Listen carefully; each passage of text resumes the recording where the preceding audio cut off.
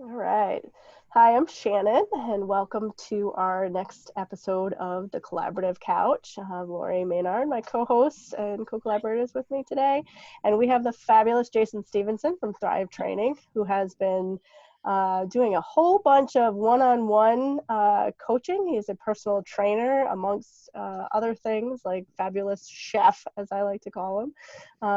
And so we wanted to kind of just take a minute today and talk about core strength, how to have a solid core, solid foundation. And we're going to talk about that from all different sides of mind, body, and spirit. So first off, Jason, why don't you go ahead and introduce yourself and tell us a little bit about who you are and what you do and why you're so awesome. Wow, that's a great introduction. Thank you, Shannon. My name is Jason. I'm a personal trainer by trait and by heart. It's a family business, essentially. It's something that I learned to do at a very young age and something I've had a great passion for because it's allowed me to help people. So I help people all the time, every day. And whether it's just getting started on a fitness routine or continuing on your current fitness goals, my job is to help people get further from wherever they are today to wherever they want to be. And I love it. I'm really super grateful that I get to spend my entire life doing what makes me feel really good and helps make people feel better about themselves.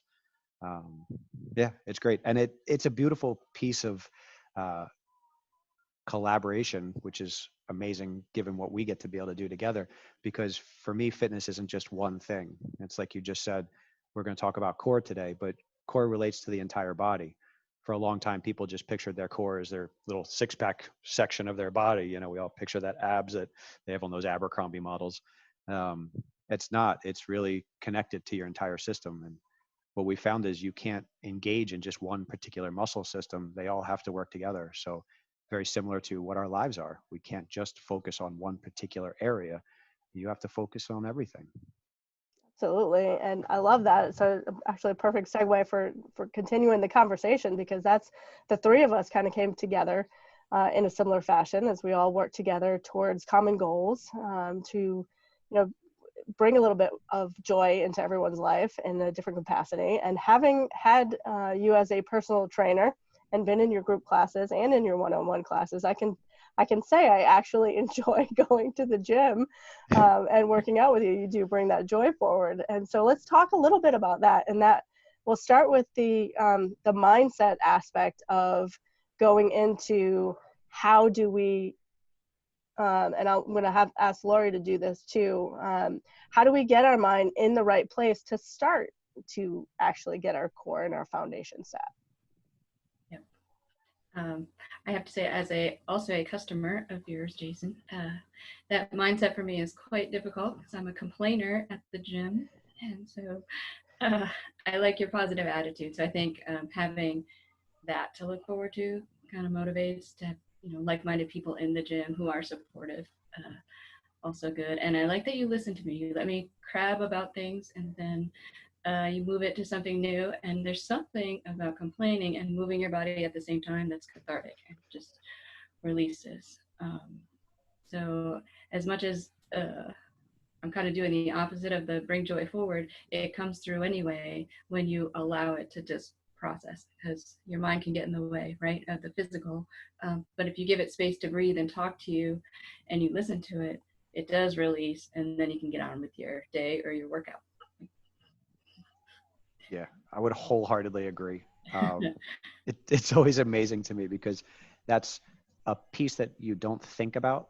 So it's an interesting question, Shannon, the concept of the mindset to go into the gym.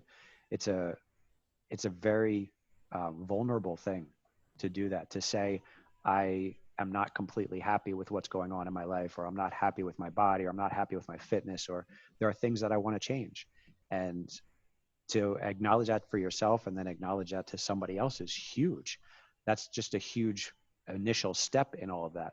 But then to follow that process through and not have to put on a face or to have to create a persona to better yourself and to achieve those results, whether it's just moving for a particular day or it's getting stronger in a particular area, the process is definitely mental as well as physical. I've always described it as like trying to not punch somebody through a square hole. with a round peg, you know, because if you come in and you're carrying stress, or you're carrying frustrations, or you're carrying things in your head, in your mind, you're carrying it in your body, and you need to let go of that. You need to release that. You need to be able to laugh a little bit. You need to be able to vent a little bit, say whatever you want to. And my motto has always been that if you come in and you're doing the movements, you can say whatever you want to, because you have already chosen to be here. So we're half already done, you know? Absolutely. It's an authentic expression. And I like the fact, because I yell quite frequently Good. at you sometimes, very specifically, for challenging, because that's what we're doing in there, right? We're challenging our body, and our mind and our spirit. And the spirit starts before we show up, you know, because we have to get into that space where we're allowing ourselves to actually get in and go there. And I like that. Like when I say that we're bringing joy forward in that space, I want to be clear too, is that's not always a happy, you know, thing on the appearance, right? Because we may be working really hard, it might be a strain, and we might be, you know, angry at ourselves because we last week we did this and this week we can't, you know, do that. But that involves now tapping into that spirit that says, okay, let's have a little bit of gratitude for where we are, and a little bit of authenticity for what's going on in our space, in our mindset. And the biggest part of all of this, and the one big connection to it all, is the heart, which is we're in a safe space to be able to do that. And that, for me, going in originally to the gym for those workouts, I had been a really long time, I was not in a good headspace. And so for me to go in there and know that this was a space where I could do the things I needed to do in a safe space, emotionally, as well as, you know, the obviously, you know, safe space, but to be there and to have that support from the standpoint of, let's do this in a way that's enjoyable, right? And I think that's one of the biggest things for me that you brought into that equation was, I may be working out and I've, you know, worked with other trainers and I've been in other gyms and all of that, and you get that experience where, you know, people are supportive and they're working you through and they're doing that, and it's a difficult position in some cases to be in, because you're having to motivate that person through. But it's a joyful experience. You love what you do, and that comes across in the doing. And so let's take that back a little bit further. You mentioned that this is a family thing, that you've done this all your life, and you're doing this because you love it. It's not just about the physical side of it. It's coming from the heart, and it involves more than just lifting up a weight. So kind of take us through that a little bit. Yeah. Well, I'll try and break that down then. The family thing, my grandfathers were phys ed teachers and guidance counselors and coaches. My dad's been a professional phys ed teacher his entire life. He's now still an adjunct professor of phys ed. My mom was a personal trainer, owned her own personal training studio. We were always active, and I was always around that kind of mindset. I was actually just talking to my mom the other day about that. I still have vivid memories of her kicking my brother and I out of the house because we'd been outside, because we grew up outside, you know, we just played all the time.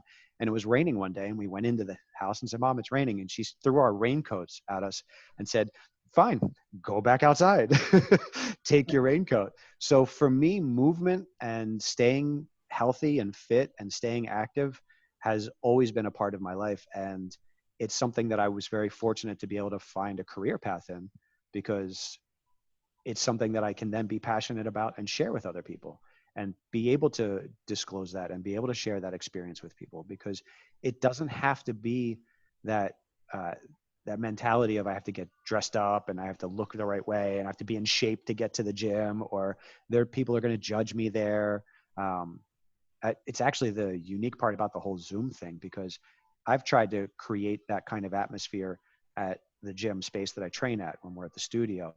And that's that authentic, be yourself. You know, we always say you can come in wearing whatever you want to, as long as you're dressed and you have some kind of athletic, comfortable clothing on.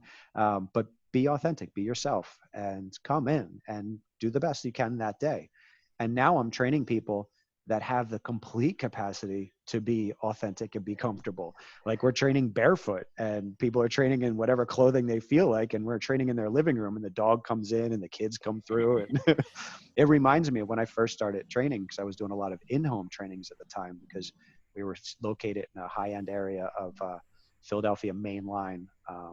And to go into somebody's home is very similar to doing the Zoom stuff, because you'd have the kids come down in the morning and they'd, sleepy eyed and getting ready for school, and they'd sit on the couch and watch me train mom. And you're dealing with people's real life. But that's what we do as helper healers. We're dealing with people's real lives, and we're just trying to help them get further. I always tell people that as long as you give me 100% of where you are today, you're going to have a great workout. It might be a terrible day. Like your scale, it might be like 10% of who you really are. You barely made it in the door. Because I've had people do that. I literally trained people, like they'll come in and they'll say, I'm exhausted and this happened and my kids and work and whatever stresses are there. Or I had a late night, or I didn't eat anything all day yesterday, whatever it is. And we're still going to get you a great workout. I've literally trained people on a mat on the floor the entire workout, just because that was the best that they could do that day. Like they literally start the conversation by saying, "You're lucky I'm here." Which I am. Because it's for you. Yeah. Yeah. But that's the truth. I am very lucky. I am super grateful. After every session, I thank my people because I'm super grateful that they are spending time with me. You carve time out of your life on a regular basis to spend time with family and friends and do what's important to you. And here you are spending an hour of it with me. So I can't do anything less than give you the opportunity to be the best you can be and be as authentic as you can be in that. That's beautiful. And that's all coming from that, from that heart space. Yep. And when they're not just coming in for that workout, they're coming in for, the recipe that you maybe made and brought in and shared. They're coming in for, tips and techniques on how to get more protein into their daily regimen and how to work with what works for them. And so let's talk about that for a minute and touch on if you can come in and do all the work that you're going to do on your body and work on your core and your foundation on your body, but if you don't start before you show up to the gym, then you're working at a deficit. So you have to kind of prepare that body for what's coming and what you're going to be doing to it. You do that on an individual basis with people. So talk about that for a little bit. Well, it's the same thing as where are you? I always start my workouts with a little short conversation with each person, even when we're in the group settings, because I need to know where your head is. I need to know what's going on in your world. And I can get that. It's harder through the Zoom, but it's still the same approach. It's still the same fact-finding mission. It's not just, did you wear your shoes? Are you dressed? Are you on time? It's how'd you sleep last night? What did you eat yesterday? How's it going? How was this last week? How'd you do? And in a few short sentences, I'm going to know exactly where your head is, because I try really hard to pay attention to people and pay attention to their body language and their subtle nuances in their voice. Because I've taken many people aside and sat them down, or taken them outside for a walk, or put them on a mat and laid them down and had them focus on their core for about 10, 15 minutes and get them to breathe and get them to relax and get them to calm down, and we'll get it out. And then invariably somebody starts crying, or somebody starts talking about what happened yesterday with fight with their kid, or they start divulging stuff that they aren't paying their therapist to talk about. So then I help them let it go. And then I talk to them about how it relates to their fitness. But mostly my job is to help them focus on themselves and their body. So that's one of the things that I love about what we have started working on here, because when I approach somebody, and my job is to help them get them further with their physical world, wherever they are right now, I know my limits, I know my strengths in that, and I can definitely help you feel better about yourself today. But I also love being able to say, hey, listen, it sounds like you really need somebody to talk to. Or, hey, listen, I think this is a great idea that you go see somebody because your back's really bothering you. You should go see this chiropractor, or you should go see somebody that would be great to talk to, because I'm not a professional therapist. There's there's a connection in all that we do. And that's one of the things that's greatest about our network and our community here, that when we can't do everything ourselves, you need to reach out to other people. I'm grateful that people reach out to me for what they do, but my job is also to help push you towards people that can help you more. Absolutely. Can we talk about patterns a little bit? Because when you talk about wellness and health and your everyday, and you're checking in on that, which is what I love too. We all have physical patterns just based on our emotions or our job. You know, I sit a lot for my job. I was an ex-gymnast, so I went from 12 years of high activity to this sedentary world. So like my physical patterns inside, we've been working on this with my core. It wasn't engaging the way it should. So I was having aches and pains in strange places. And it also mimics our lifestyle. So I just wanted to talk about patterns and how to build a stronger core that might spill over into mental health, or you know, physical nutritional health, or energy and intuitive stuff. So Yeah. that makes sense? Well, yeah, you're talking about the mind-body connection Yes, more than yes. anything else right there. Because there's two pieces to that. The patterns are how I structure stuff for each person on an individual basis. Mm-hmm. We're all doing push-ups, pull-ups, squats, and sit-ups. You know, the same functional movements that our bodies have are the same movements, but each individual person on a one-on-one training program is going to get the patterns that work best for them because of their health history, because of their physical history, and because of their goals. So for me, designing a program or working on a program regularly with somebody is about combining all of that understanding and knowing that your strength is inherent from what you have done in the past, but you need to be able to connect better to that and reconnect that. So I'm teaching you to reconnect as opposed to new connections. So your movements are things that are more complicated and more balance oriented and more strength based than I would do with somebody that hadn't had the gymnastics background, because I know you have it in you. I know it's there. We just have to take it carefully and deliberately in order to get you there now. But that's the mind-body piece, because I need to make sure that your head is in that space and ready to approach that day. Because that's why I have that conversation. Some days I'm like, And that's the thing. I've never been the trainer that pushes that cookie cutter program right through. You know, if you're doing one-on-ones with me, then we're going to amalgamate that workout all day long. The whole workout we're going to amalgamate, and we're going to process based on what you need that day and where you are. Like I could have the most amazing workout, like the world's perfect workout designed, and it's a core workout and it's hard workout and it's going to engage you and it's going to make you work, and you're exhausted and you had 7 glasses, not you, Lauri, but somebody had 7 glasses of wine last night, and that's not going to be a great workout for you today. It's going to be awful. You're not going to enjoy it. You know, it's the same thing like when Shannon was coming in. If we were doing a group thing, I knew that I had to keep her engaged in a way that was a little different than other people, you know?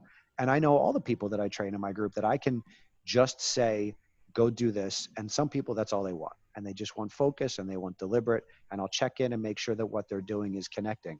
But some people need a little bit more engagement. Some people need a little bit more challenge. You know, some people are looking for something specific that day. And you have to pay attention to that. But we all do. You know, I think that's a piece that is the real mind-body connection. Because I've been trying to encourage people since this whole thing started to reset, pay attention to your body, and move. It might just be some stretching today. It might be a run that you've never done before. It might be just a workout that you do with a buddy in the house, or you do a workout online, but you need to listen to your body. If it's saying lay down on the couch and watch Netflix, then do that. Because you need that too. But most people are so fixated on the I go, you know, I go do this, and it might not be the most beneficial thing for you. You have to really tune into that mind-body connection. Pay attention. But that's slowing down too. For a lot of people, that's the best thing about all of this going on, because that means taking a step back from the I have to do things mentality, and I have to get up and go do this, and I have to stay busy. No, you can just sit still for a little while. It won't kill you. Let's talk about that for a minute, the have to versus the want, because I'm seeing that's kind of the biggest shift that's happening, is people struggling with, they don't even know what they want, and then sometimes don't know what they need. So how do you, as a coach, personal trainer, how do you take them from I'm running and running and running and doing all these things, and they're used to some sort of a routine, or maybe they don't have anything and they're looking to get into this now and say, all right, now I've got time, I can do this from my living room, let's see what this is all about. How do you take them through that process that gives them, a base, a little bit of that core, that foundation, but then also leaves that opportunity to grow and allow them to do what they need to do? Because I know there's a balance between, okay, this is a structure that you need to have, but then also you need to kind of intuitively listen to your body, which is that spirit aspect. A lot of people are not quite sure what's going on, but they know they need to lay on the couch. Now, if you're laying on the couch watching Netflix and binge watching Ozark, like some of us, frequently, just you can't do that all the time. You're going to find those breaks. So how do you help them find that core, that little bit, and then also to, incorporate something intuitively into that? It's a great question, actually, because it's an ongoing process. That's whether we're in the studio in past life or we're currently dealing with quarantines, it's still experimenting. It's still trying different things. It's still trying to continue to find balance in your activity. So we always talk about it. With my one-on-ones, I ask them, what'd you do this week? What worked? What didn't work? Have you tried an online yoga class? Have you tried a Zoom class with somebody? Have you gone for a run, or have you gone for a walk? Or, did you do the strength training routine that we worked up together and now you have, so you can follow at home? It's a process of kind of the Bruce Lee quote about the eliminating that which is not necessary. It's go try some stuff and figure out, did my body feel good? Did I feel good afterwards? And then decide, is that repeatable, maintainable? Because for me, that's the big pieces of the puzzle. Anybody can go out and run like 5 miles today, and you might be exhausted, you might be sore, I might walk right tomorrow, but is that going to be a continuous habit for you? Is that something that you can keep doing? Because that's the question. Can you repeat that? Is that going to stay as part of your life? Then that's a good piece of your life. Intermittently, we should do some intensity level workouts. We should do some strength training that's hard, but you should also do some stretching. You should also do some walks. You should go for a little run, get your heart rate up, get your blood pressure pumping, but you should also take a nice casual walk and enjoy the budding of all the trees and the flowers around you, be present. So it's a process of conversation between myself and my clients, whether you're just getting started, because then we say, okay, what have you tried? What haven't you tried? What have you always wanted to try but haven't? Well, then go try that. And then we'll talk about it next week. Did you like it? How was that yoga instructor? And then did you like the way you felt afterwards? And then ultimately, is that repeatable and maintainable? Can you keep doing that? Is that something that fits in your schedule? Is it realistic that you can get up 5 minutes earlier every day and stretch a little bit? Most people find that they can make those small habit changes and keep them, then they're going to work for the long term. It's like we talk about with mind-body connection in your therapy stuff. If you can take 5 minutes to meditate every day, you're going to have a much happier lifestyle and be more content and at peace. But most people think about meditation and, I don't have half an hour. I don't know where to do that. I don't know how to do that. Well, you can just sit quietly and look out your window for 5 minutes a day. Yeah. That's meditating, actually. So is it something that's good for you? And is it repeatable, maintainable? Does it fit your current lifestyle? Does it work with your long-term goals? Those are pretty much the parameters. Let's talk about it.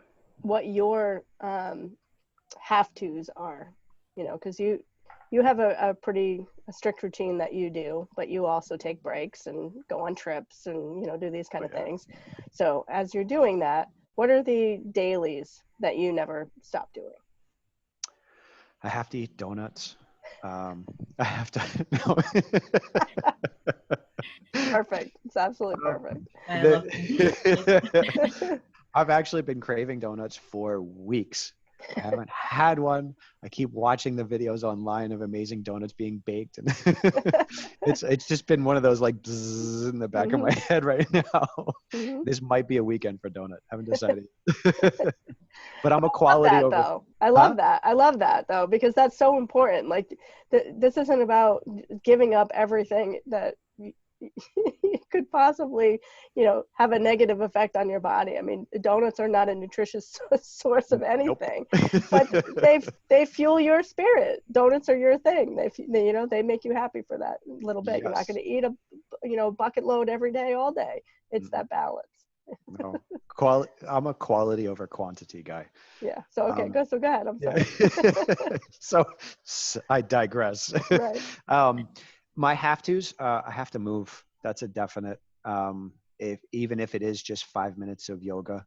I don't have a daily routine in my fitness. I have a weekly routine in my fitness. So each week I have to do something that makes me not want to do it as far as my cardio, like get my heart rate cranking, get my blood pumping through my veins in my head, dripping sweat. I have to do that at least once a week. I have to lift something heavy, whether that's myself or that's weights.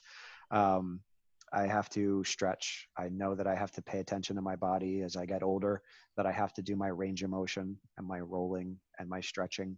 And I've found that the yoga and the meditation pieces that are connected to that most frequently are really good for my body and my head. And I have to pay attention to my lifestyle schedules. So if this is a week where I'm working a lot and my schedule stacks and I can't get in the workouts that I really want to, that's okay. There's another week coming. There's another day coming. My plan each day is to work out and allocate specific amounts of time, but sometimes that doesn't happen, and that's okay. I try not to beat myself up about it or, start that self-deprecation like you should have worked out. It's not going to help anybody to get negative about yourself. Nutrition for me is probably the biggest constant. I have found that I feel better when I eat better, as much as I joke about the donuts, because I will definitely eat a bacon double cheeseburger and a donut when it's put in front of me, but I don't put them in front of me very often because I like the way I feel when I eat smart. I eat as clean as I possibly can. I subscribe to a percentage program, which was taught to me by Tony Horton, which is basically I'm good 80 to 20%. 80 to 90% of the time, it's 80-20 or 90-10. So 80% of the food that I put in my body is really good for me and I'm really happy about it and it's delicious. And I love it. And I'm happy, like a nom nom, I'm happy when I eat it. And I tell people, we want to strive for that. You want the food that you're eating to be something that you really enjoy. You shouldn't be choking down that shake. Don't do that. Make the shake out of something that you really like, So the water is a definite daily, tons of water. They say it's better for hair growth. I'm a terrible example for that. And rest. I'm a big proponent of getting enough sleep. So I get power naps on the days that I get up early. I get to bed earlier than my fiance would like me to sometimes because I know I need my beauty rest. So balance, consistency on top of all of that would be my most treasured recommendation, because that's what the repeatable, maintainable is. I could skip donuts for the next 90 days easily. It's probably been more than that since I had a donut actually, but I have to be able to keep doing that. If I can eat salads for an entire week straight and that's a great lunch, but am I going to keep doing that? Probably not. I'll eat lots of vegetables. That's a definite. They're always in every meal, but it has to be consistent. And that's just about everything else that we talk about, like if I refer somebody to somebody, then I follow up with that. Hey, how'd that go?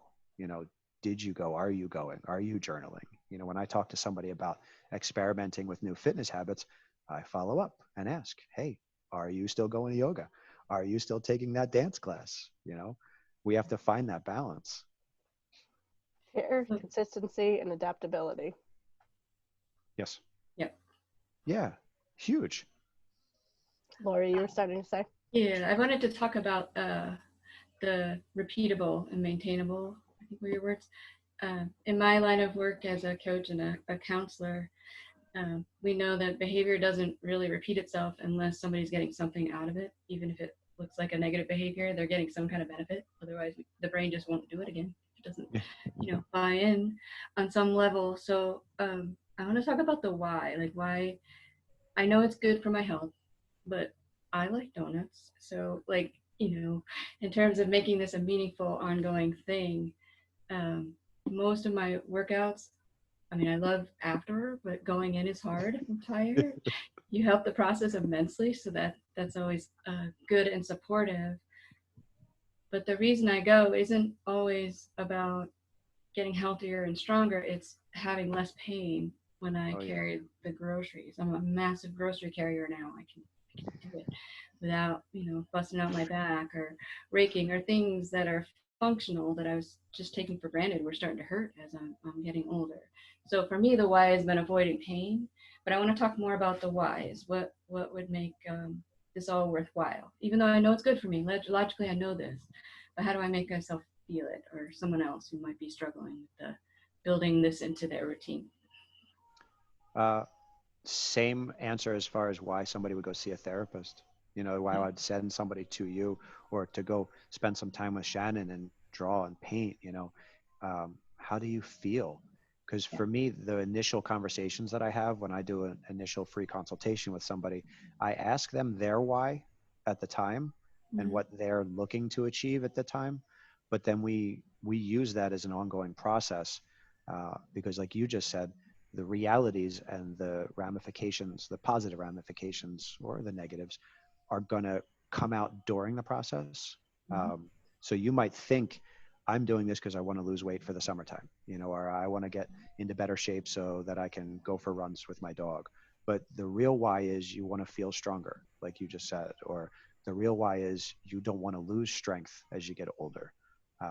For me, the why for me is my grandfathers played golf into their 90s. I want to be able to continue to stay active and healthy and continue to play golf into my 90s. When Kirsten, my fiance, and I go on vacations, we do active stuff. Like we go scuba diving and we go hiking. And I want to enjoy that experience. I want to have the capacity to enjoy that experience. So for me, the why is functional capacity, but it's a personal subjective thing. Each person is going to figure that out through conversations with me and an ongoing basis, because that why is a short term and then a long term. And we have to talk about it. We're going to process it and we're going to figure it out, and we're going to use it to set short-term goals, but then we're going to also use it to set long-term goals. I love that.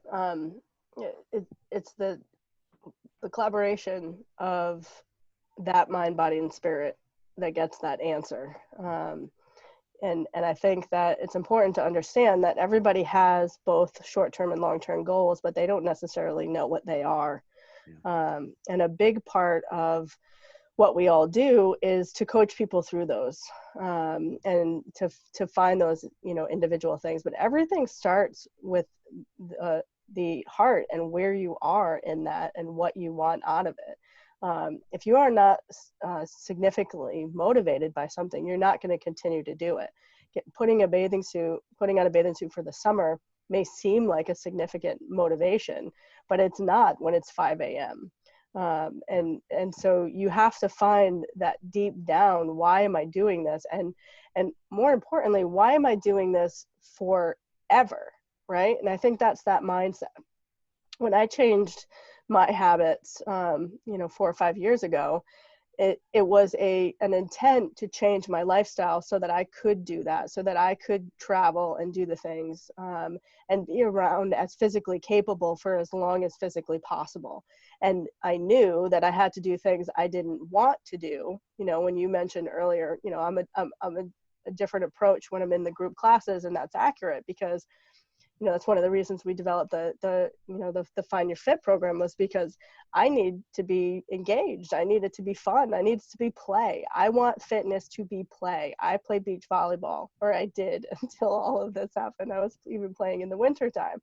And so for me, that's what I want to do. It's very difficult for me to just go in and do a workout because it's good for me. I know it's good for me. A lot of things are good for me, but I have to have that deep, seated motivation to get in there. And there has to be a reason for it. And for me, that's motivation, and that's understanding as well, because you have to understand how your body works and what you need as a person, as a body, what your body needs in order to achieve certain things. And I think it's important for people to know that you're not going to get that in one place. Like, that's why we collaborate with each other. That's why we all have people that we refer and we send to, other places. That's why we get together as a community and do things, because it's important. Every person needs that connection. They need that different mindset and that different, they need to hear that different thing, see that different thing, react and do that different thing in order for something to resonate with them, in order for it to touch them in a capacity that touches their spirit enough. For me, it has to touch my spirit, right? So I have to want to get to the gym in order to be able to climb, the mountain when I'm 75. Well, it has to touch me there. I have to really want to do it, right? If I have two things in front of me, I'm going to choose which one speaks to my soul more. Now, I may do that more than the next person, but everybody does it on some level, in some capacity. And so that's where I think it's really important to understand that you need all of the things, but you need to find the things that speak to your heart and the real reasons why. And that's a journey. That's a process. It's not going to take one 30-minute consultation with Jason and he's got all the answers and everything's all good to go, right? It's going to be a 30-minute consultation to decide if this is a journey you want to take. That's what that's going to be. And that's the same, I think for everyone who's a coach or a healer, in any capacity, that's what that is. We're all on this journey together. And as we close out this journey of this meeting that we're having today, I just wanted to ask you, is there any kind of final thoughts that you want to get out there on some very specific things that people can do right now, today, that they can go out, they've just watched this and they're motivated and they're saying, okay, what can I do today? Give them something that they can do for them and then something that they can do to connect to you. That's easy. Anything. One of my key principles is keep it simple. Every little bit counts. So if you are motivated and you're feeling good, go for a walk, go for a jog. But the biggest piece is talk to somebody about it. I would love for you to come talk to me, but talk to a loved one, talk to a friend, have some accountability. Your passion and your lifestyle, like we've been talking about here, like finding that which connects to your spirit will be there. It will become that, but you need help with it.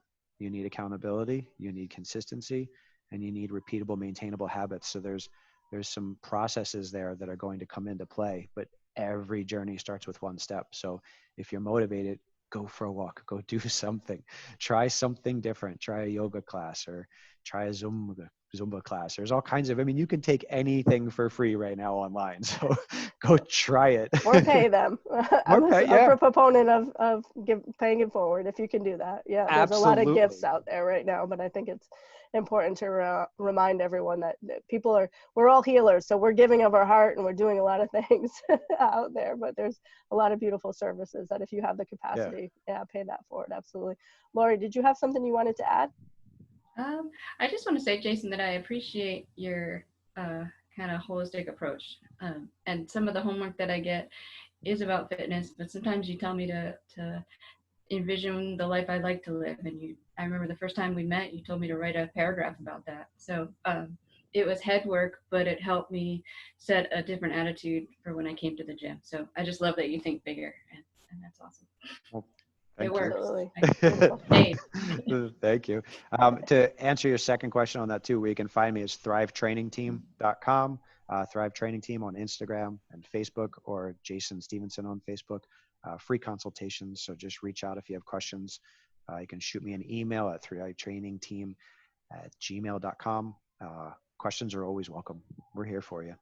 And it's definitely pay it forward. The sessions cost, but consultations and questions are free. So information is free. It's not mine. I'm just sharing those that have come before me and given it to me. Absolutely. And we'll go ahead and also put some links. So if you're seeing this on our Bring Joy Forward, in our Bring Joy Forward Facebook group, we'll also drop some links down in there. So Jason will pop in and let you know where you can find them easily. And we'll do that. And I want to just leave with this one thing. We talked about mindset, and I just want to challenge everyone to switch their have tos to get tos. So I don't have to go to the gym, right? We're all quarantined right now, so nobody can go to the gym. So when this is all done, right, we want to hear a whole bunch of I get to go into the gym now and get my workout on. I like it. All right. I like it. Thank you all very much for joining us Awesome. today. Thank you, guys.